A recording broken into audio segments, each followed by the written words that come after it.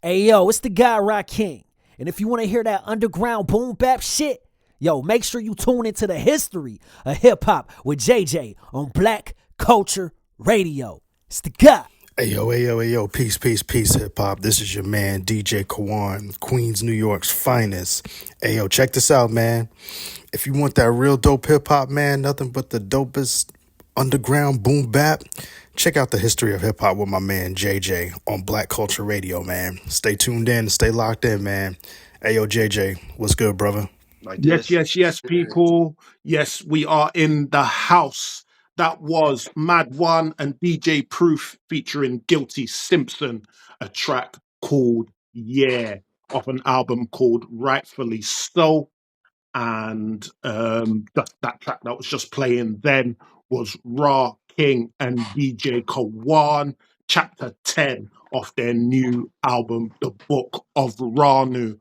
And I have them both on the line right now. Ra King, DJ Kawon, what's happening?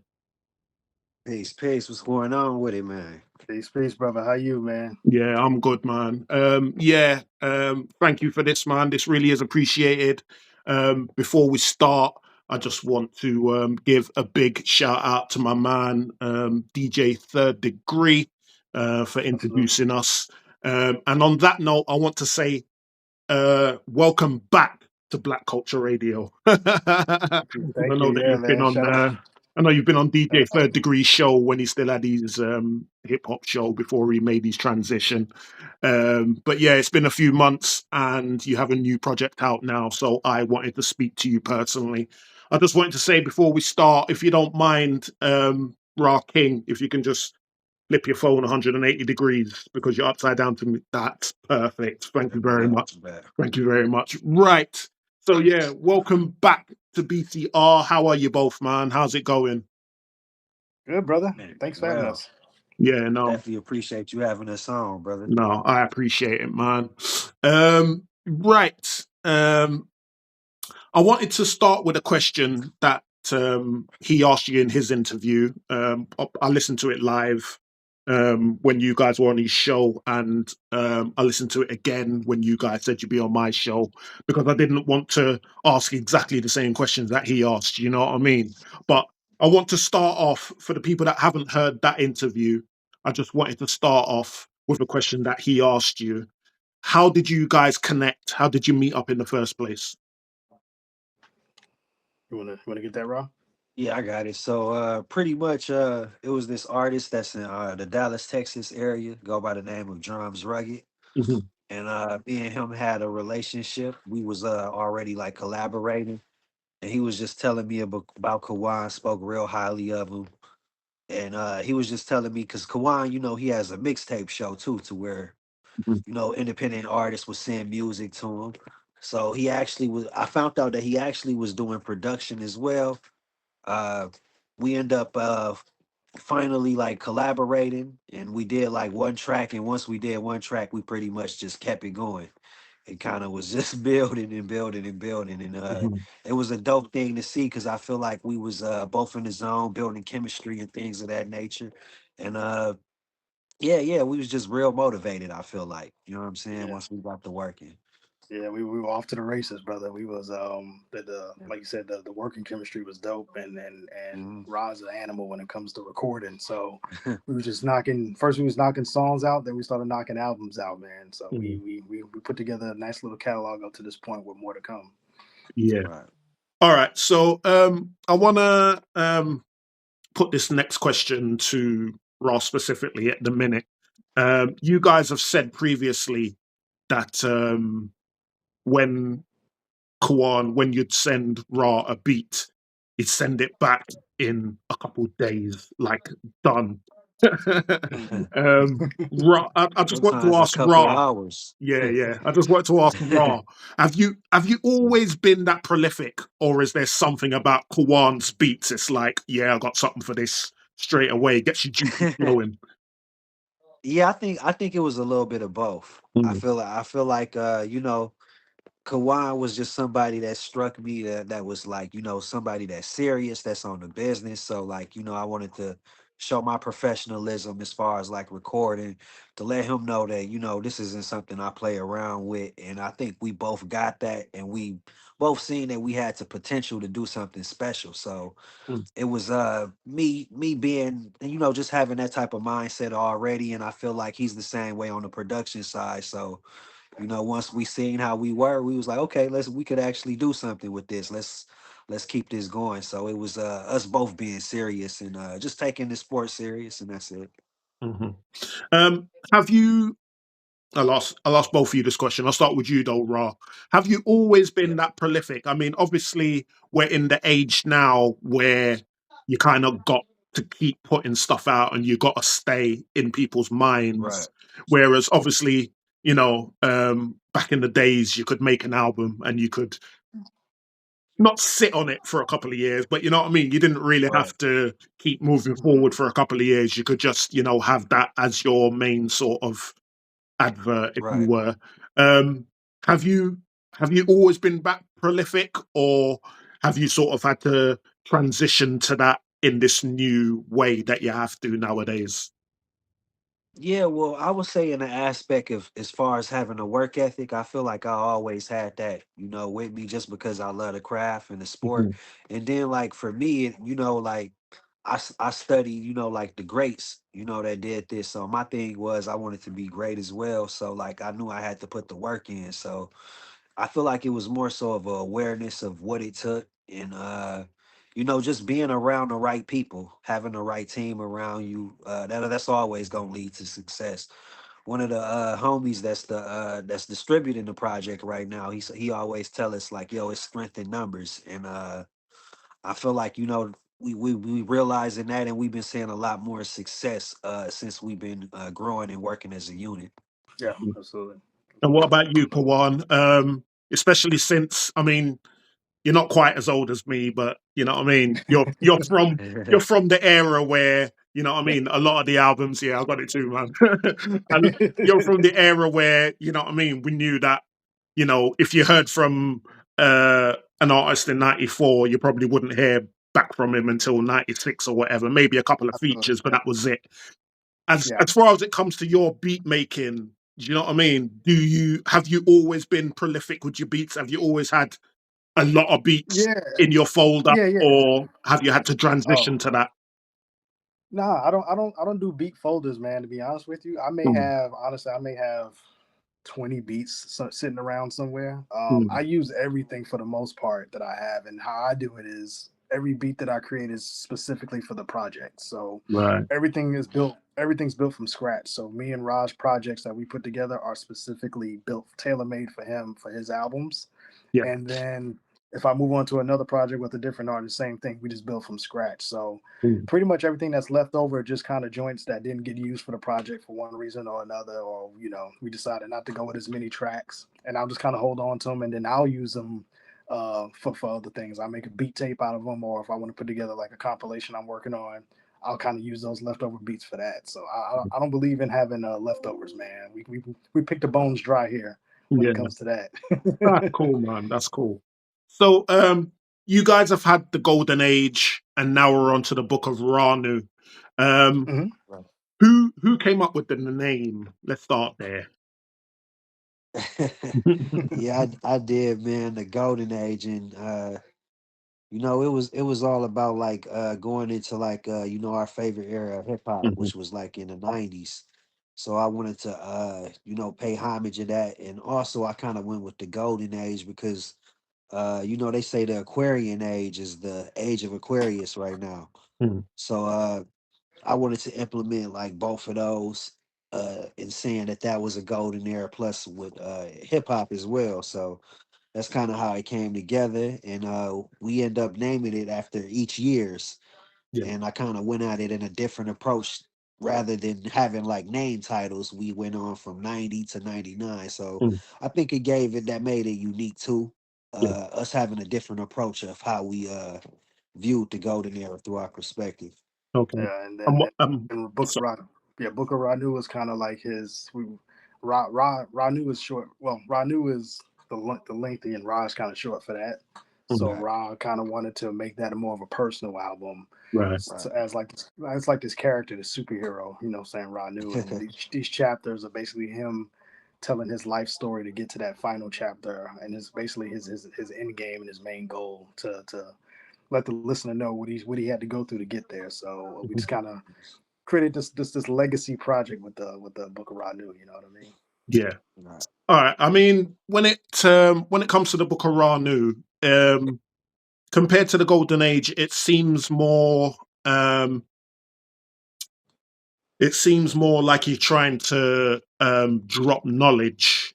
Um, Mm. what was the concept? What kind of mindset were you in when you were writing the tracks for the Book of Ranu? Uh, yeah, man. I have certain things it is I wanted to say. So like sometimes I feel like I let the beat speak to me. So like I feel like what the beat is saying, and then like it may be a simple thing that I might just have on me that it is I want to say, whether that may be like you said, dropping knowledge or talking about like spirituality, religion, whatever it may be. So I just wanted to make everything authentic and express what I wanted to express on Mhm. here, and I feel like you're getting more of me because it's Ranu versus rather than the golden age. I feel like the whole concept behind that was just paying homage, but also seeing stuff through like my perspective, where this is more so about like my story. So it's getting a more in depth. It's Yeah. me speaking on the things I want to speak on, and also me having a realization of what my purpose is as an MC. Okay, that's cool. Right. I want to get back to the beginning with both of you. DJ Kawon, I'll go to you first.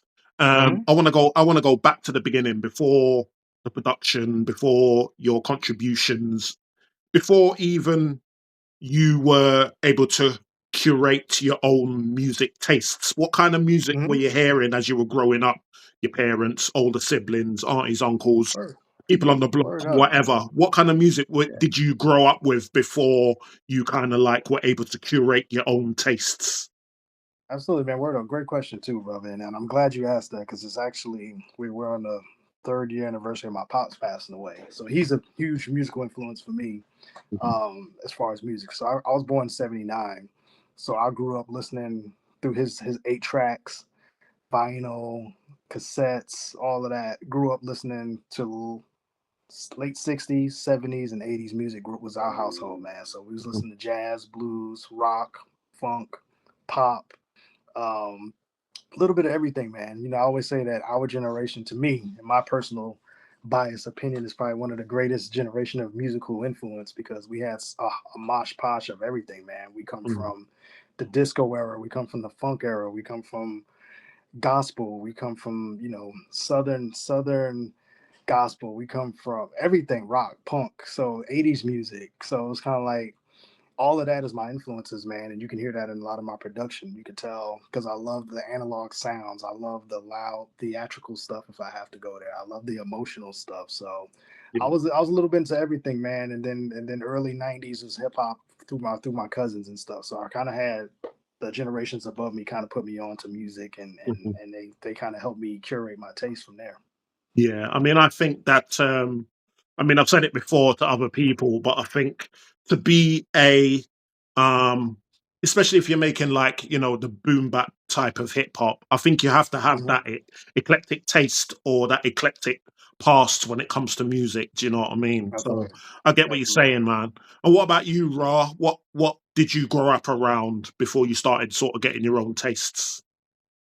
Man, some of everything, man. So like when it pertains to like my pops, he was he liked the West Coast music. So I grew up listening a lot to like Dr. Dre, 50, like right when they was having that time in the Mm, early 2000s. But also like like from just being around family, like like grandparents and things like that, Mhm. they mhm, were very much so into like 70s music. So like Marvin Gaye, like Al Green, you would hear that, the Rick James and all that type of stuff. So that's kind of what we wanted to do with this slow. So similar for how we came up with the 90s sound yeah. that we were aiming for the golden age, more so of with the Book of Ranu. the concept behind it, as far as the sound concept, when me and Kawan were discussing things, was really going into the 70s time period, because I felt like that was another golden era. Mhm. So the whole process of this is kind of in resemblance to like the golden era still, even within the Book of Ranu. But it's just us going and sampling and to things, from the 70s, like Earth, Wind, and Fire. Like that was a special time, I feel like. So I wanted to infuse that with hip hop and to create my sound, and I knew we'd be able to come up with something special. Mhm. And on that note, Ra, when you first started making your own sort of forays into artistic endeavor, what form did that take? Was it a solitary pursuit where you were sort of writing poetry or rhymes in a notebook, or was it, banging on lunch tables and ciphering with your friends on the block or whatever? Yeah, yeah. What So form did it take? absolutely. So yeah, it pretty much just started with me like writing in a notebook, like you said, Mm, just experiencing wanting to write and stuff like that. So I remember like at 11 years old, I think I wrote my first rhyme. But when I really started going to professional like studios and things of that nature, mm, I was around 23, and eventually, I started just recording myself. I was like, I don't want to be going to the studio all the time. I want to be able to do it every day. So I got to the point to where I just started recording myself. mm, So I would say it makes like a decade now since I've been recording in studios and things of that nature. So cool. And what about you, uh, Kawan? Because obviously it's slightly different, because to do what you Mhm. do, you obviously need equipment. You know what I mean? For someone like Ra, if you're just no, I won't say just an MC. I don't mean it like that. You know what I mean? Like, but you right, can Mhm. just, you can just pick up a mic and do it. You right. know Yeah. what I mean? Whereas obviously for you making beats, you have to Yeah. have equipment. Yeah. What facilitated that? How did you get the equipment together to start making beats, and why did you go that direction? Absolutely, yeah. So I always say the MC is like the basketball player, and all they need is a basketball and a hoop, and they good, right? It's the Mm. DJs that need they like hockey players. They need all the gear and stuff. So, actually, the production actually started through DJing. Man, my uncle, Mm, he's the guy who taught me both. So he taught me how to be a DJ. He taught me how to listen to records, how to pick out the best records at first listen. You know what I mean? Because you kind of know when it's going to be a banger. And then that transition into making music. He taught me how to sequence stuff, how to do chops, how to do samples, how to dig for samples, and it just kind of all came together. Actually, it actually came together for me later in life than early. I always did the DJing thing, but the production thing came a little bit later in life, and it just clicked, man. Honestly, it honestly just clicked when he passed away. My uncle, my cousin gave me his MPC, and it's mm, the MPC that I use now for to make the beats. And then my uncle had, I would say, over 300 beats on it that were unfinished, And I was just, it kind of clicked to me like, man, he went to the grave with all these dope ideas, and he didn't get to put it out.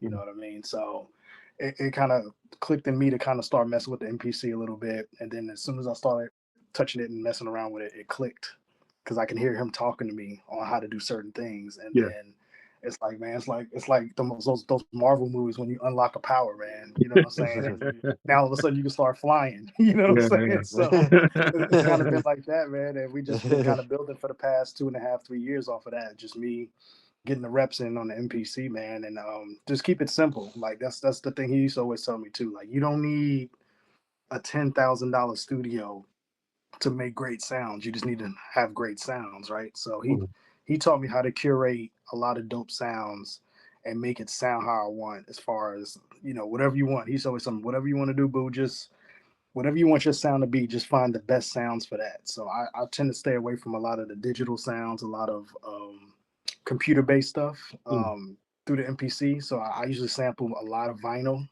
Yeah. to get my drums and all that stuff, and I just sequence my drums. A lot of my production is based off of a lot of prep work. So I'll just take some vinyl for a day, find some dope drums, and I'll loop them and create my own drum patterns out of them and save them and for later, and just kind of do the prep work, man. So whenever it's time to start building these records, I kind of know where to go. And Mm, like you said, just pick out the best sounds that go together, and find the best sample that I can find, and just try to make it sound as boom bap and as analog and as dusty and as you know as analog as possible, man. You know what I mean? Yeah.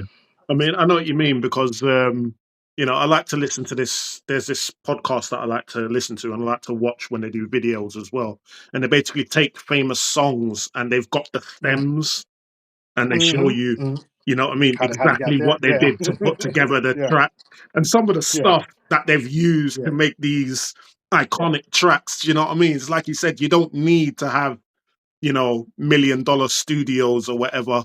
You know what I You mean? don't, man. You don't. You know what I You mean? don't. Like to make great music, it doesn't matter what you have, especially like you said during the era of like the 80s and that, when you had to be more sort of, you know what I mean, creative in how you wanted to get to a sound. So I get what you mean, man. Absolutely.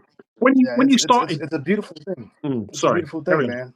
It's no, I was gonna say it's just a beautiful thing when you put together that stuff because Mm, I don't. It's like it's like the gods are touching you, man, and you don't know what you're doing half the time. I'll go back and see those files. I'm like, how did I get here? You know what I yeah, mean? And I can kind of go backwards and see how I got to that point. And I'm like, what made me think of doing this? And you just don't know, man. You just in the mm. moment, and that's a spiritual connection to the music, man. You know what I mean? Yeah. I was just going to ask just quickly before we carry on. When you started beat making, was it always hip hop, or have you gone into other genres as well? No, it's always been hip hop. Mm, I've always been driven by the drums. So yeah, anytime those drums talk to me, I go from there. But I do take a lot of other influences yeah, into that. sure, So sure, sure. there's a lot of old rock joints in there, a lot of opera records, a lot Mm. of international joints. So no, it's always been hip hop though, man. Yeah, yeah, a lot of strings and stuff. I mean, just before I spoke to you guys, I was playing chapter 10 of Book of Ranu, and there's obviously, them strings on that. So I get what you mean, man. So, yeah, when Ra King, I wanted to ask you, how did you come up with your name, and did you have any other names before you settled on Ra King? Yeah, man, I went through a lot of different artist names. I'm not gonna lie, like a bunch, a Mm, whole bunch, man.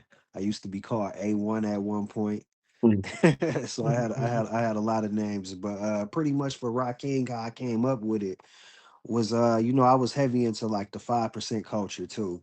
yeah. So and I knew I did music, so it's instead of me having King be pronounced with an I was like, yo, I'm gonna use seven in reference to what we be doing in 5% culture, because I knew Mhm. nobody else was gonna think to put Rock King with the Mhm. actual seven. So, and I actually did that to protect my artist name too, so I wouldn't have to worry about something in the back end as well too. Yeah. Yeah. And what about you, Kawan? Was it just, you know, how'd you, Nah, with that? nah, yeah. No, Kawan is my name. That's Mm, my government. That's my born name. But it does come from, and it's funny that Rob brought that up. My aunt named me. My aunt Darlene named me that. Because she dated some guys who were like back in the day. She would date 5%ers, and one of them kind of gave her the what the name means and stuff like that. And then and she told my mom about it, and my mom loved it. So. Um, Mm. just kind of keeping close to the culture like that. I mean, I'm personally not a 5%er, but I'm very proud of my name, and I'm proud that um, when people hear it, if people always say they feel a certain type of way because it sounds like it's something important. So I don't want Yeah. to hide behind a moniker per se. You know what I'm saying? I want to be who sure. I am. So it's just Kawan, and I just happen to be a DJ and put them together. You know what I mean? Mm. Was there, I just wanted to ask you quickly as well, Ra, when you come up with the concepts of when you started out in the business, like you said, you've had a few names. So obviously you kind of had the thought of going in a few different directions.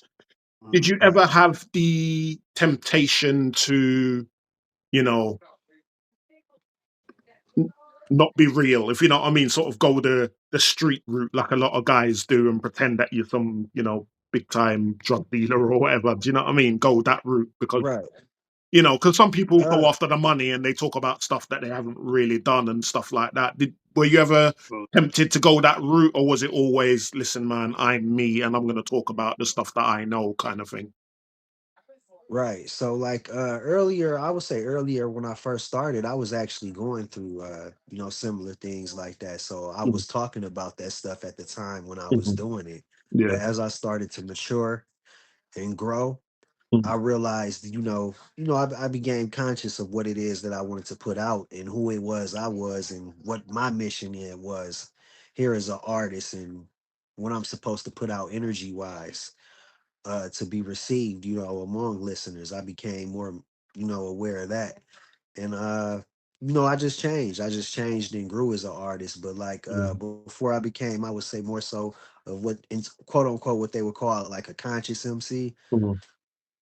Yeah, I was pretty much more so into just talking about the things that was going on in my life and stuff like yeah, that. So I definitely had stories. I wouldn't say that it was fake though, because it was still coming from a real place. yeah, So it wasn't predicated to like that, but mm. I wouldn't say it was like the most positive message, Yeah, if yeah. that may make sense. Yeah, I mean, I didn't mean that as any kind of diss to anybody because No doubt. I listen to cult rap all the time. Do you know what I mean? And I like it. So it's No nothing I've ever doubt. done, but you know what I mean. I Yeah, find it interesting as another another perspective on Black American life. Do you know what I mean? And the music that right. goes with it. So I didn't mean that as a diss. I just meant, do you know what I mean? You ever think Absolutely. from that direction. Yeah, So. yeah. Um, if you guys had to kind of like explain what you do to someone that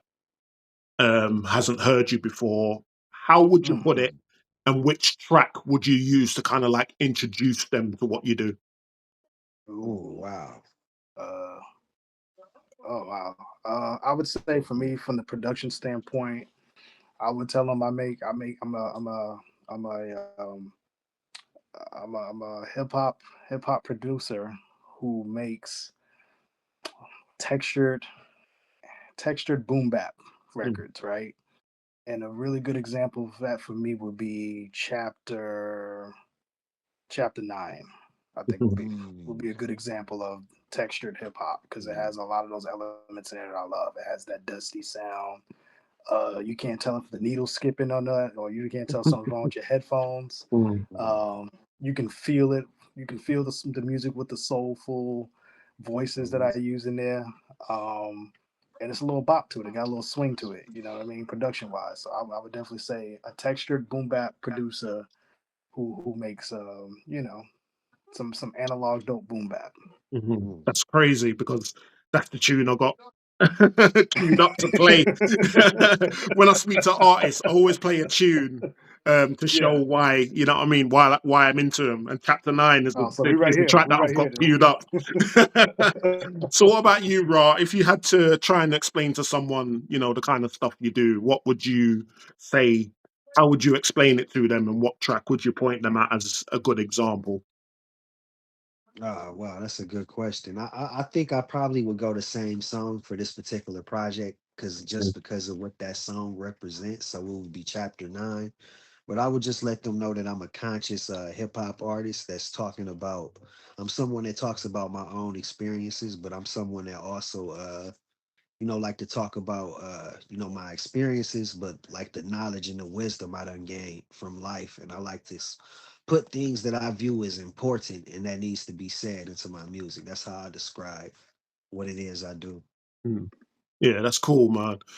So you were saying before that, what I mean, like, I mean, it's obvious when if you're putting projects together that you have discussions on what direction it's going to take. I just wanted to ask, do your skills ever bleed into each other's areas? I mean, like Kawan, when you get some rhymes back from Ra, do you Mhm. ever like say to him, like, what I mean, this doesn't work, maybe you should change this?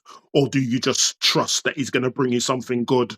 And the same Ra on the other side, sometimes do you receive a beat and say to Kawan, do you know what I mean, there's something missing from this, or this sounds wrong? Do you know what I mean? Yeah. No, not for the. I think there's probably been maybe once or twice where I've asked to adjust something lyrically wise, because I may be thinking about something else down the road Mm, that I don't want to come off kind of weird. But for the most part, no, we kind of stay out of each other's business on that part. mm, I would say Ra's more involved on the production on the front end of the project when we just kind of have ideas of what we want it to sound like. yeah. And then what I'll do is I'll do like one or two joints just to kind of see, if that's the direction we want to go. Once he says yeah, then I'll just keep knocking him out, and we just keep recording until he's like, okay, I think we're good from here on out. You know what I mean? So Mm. we kind of going, we Right. just kind of go in steps where it's like I send a beat, he records to it, and while he's recording, I'm knocking out another beat, and we just keep kind of going up until he's like, all right, the hungry hippo is fed. I think we're good here. Yeah, all right, that's cool, man. So, do you guys? I mean, I know the Book of Ranu's just well, not just come out, but it's been out for a few weeks and that. Have you really True, had brother. time to kind of like take in the reaction to the album? What you know what I mean? Like people's thoughts on it and stuff like that. Have you really had time to do that, or is it just busy, work? What about you, Rob? So yeah. You know what?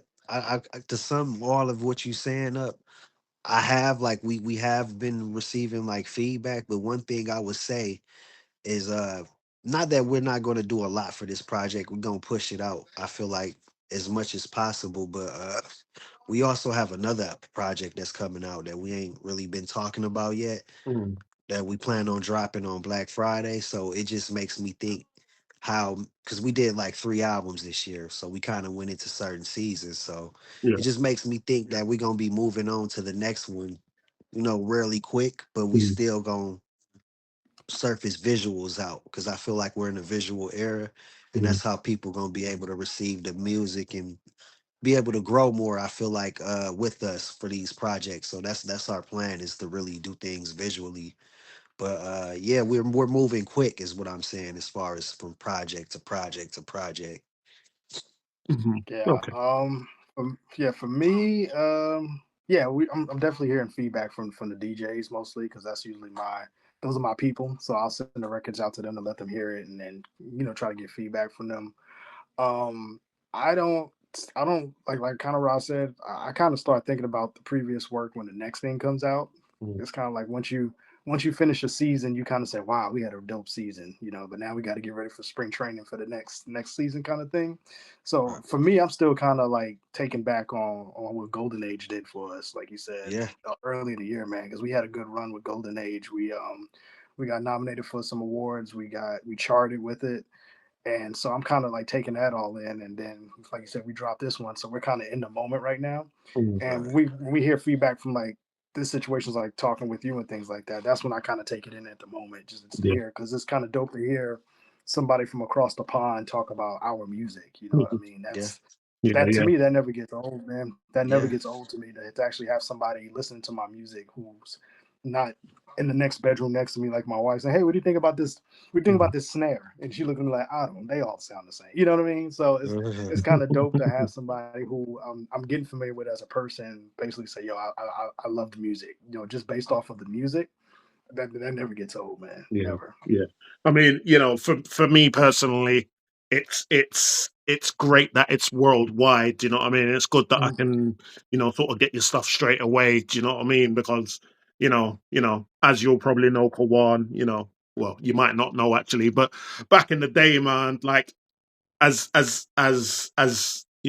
recently as the late 90s, early 2000s, going into record shops and trying to buy an album from, some hip hop artist that wasn't massive. Do you know what I Mhm. mean? And you'd have to pay import price, and you'd end up paying, sort of 30, 35 pounds, you know what I mean? Which is about, I don't know, about 40, $45 What for, about?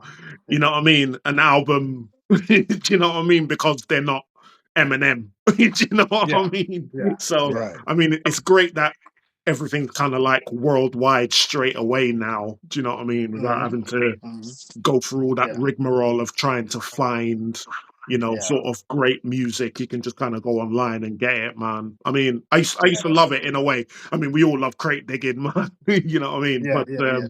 Yeah. But yeah, I love Definitely. it. So, We um, is there anyone that you want to shout out? Anyone that's helped you along the way, or just you know what I mean, just doing good stuff for you now that you just like to mention? I'll start with you, Kawan. Yeah, man, definitely thank my guy DJ at Mad Good Records. Speaking of physical distributions, I should have had these ready. My bad. He's distributing the cassette tapes we have Mhm. for the project, and we're getting some CDs ready because he says we've been getting some requests for CDs, so we're working on getting that. Mhm. We do have vinyl available of the project, so shout out to DJ, man. He's a dope. He owns an indie label out of New York City called Mad Good Records, and that's what they specialize in. So that partnership is helping us get the music to those who collect music still and who still physically play music. So that's always a dope look. Um, Shout out to Ryan Cutts, man, and Yeah. he engineered the project for us, and he did the mixing and mastering on it. So he has it sounding immaculate. You know what I mean? And then shout out to my brother here, Ra, man, for doing what he did on all these tracks, man. He definitely did what he was supposed to do with it, and it's a body work I'm very proud of. Okay. Well, what about you, Ra? Absolutely. Anyone you want to shout out in particular? Yeah. My list don't too much change, man. Definitely want to shout out, DJ from out of Mad Good Records for you know, taking this project on to distribute it out to where we could put it on physical copies, and now we got it on CD. We gonna have it on CDs, cassette, vinyl, the whole nine. So appreciative of what it is that he's been doing. Ryan Coots, definitely got to shout him out just for engineering, this project, as Kawan mentioned. Definitely got to shout my brother DJ Kawon for being locked in with me. I think this is our fourth project Mhm. Yeah, we this will going be our on. So yeah, this will be our fourth. it's Yeah, it, yeah. it's been an amazing run with that brother, and I also want to shout out Aunt Darlene too, which is Kawan's aunt. She took us in as like family as far as like when we were out in NYC shooting for the book of Ranu, shooting chapter 1. So Mhm. just remember those type of moments of when people open their doors and you around family, and when you in that creation process. So that whole process was dope. So I shot her out too for actually being a part of the process of letting us be able to create and just have her home open for us. So all my shout outs right there, man. All right, cool. Sure. Right, just before we wrap this up, I might as well stay with you, Ra. Can you just give everyone your socials and where they can find your music? Absolutely. You could pretty much catch me at Ra King on everything, and that's spelled RA space, and King is spelled with a 7 instead of an I, so K7ng. Whether you on Instagram, whether you're on TikTok, Facebook, whatever it is, you can catch me under that Ra King moniker. And Okay, cool. yeah, that's how you'll find me. All right, Kawan. Yeah, you can catch me. I'm the most active on IG and J Productions, KAWON_J Productions. You'll see all the promo for the albums that we're working on. You'll see some beat making videos I throw on there. I also have my personal website, djkawanmusic.com. That's where you can also find all of the projects on there. Got some merch on there, vinyl, cassettes, all that stuff is on that website. That's kind of like my music hub there, man. Those are kind of like the two spots you can find me. And you can find me on your dope radio show being heard, you know what I'm saying, whenever you play the music. And we definitely appreciate those spins, brother. No, I appreciate it, man. I appreciate your time. And I've got to give a big shout out once again to the man, DJ Third Degree, for his dope Yeah, interview with you guys definitely and shout him for out giving too, me the opportunity putting this to together. interview as well. So, Thank rocking you. DJ Kawan, the album Book of Ranu is out now. The Golden Age is Sure. also out. Both dope projects. Get into their back Mhm. catalog, man, because it's all dope. So, Yeah, Rocking and Yes, DJ sir. Kawan, I thank you for your time. I'll leave you to it, man. Thank you for your time, and I hope to speak to you again soon, okay? absolutely, bro. Absolutely. Appreciate you. Appreciate you having Thank you us very on much. too. Peace, peace. All right. Peace. Peace. Catch me 10 p.m. to 12 a.m. every Friday on Black Culture Radio. And don't forget that you can listen to any show you want at any time on Mixcloud. If you go to mixcloud.com and put JJ Music Lover 75 into the search bar, you'll find all my shows and mixes. Follow me on all social media platforms at JJ Music Lover 75, and also follow Black Culture Radio on Facebook, Twitter, Instagram and TikTok.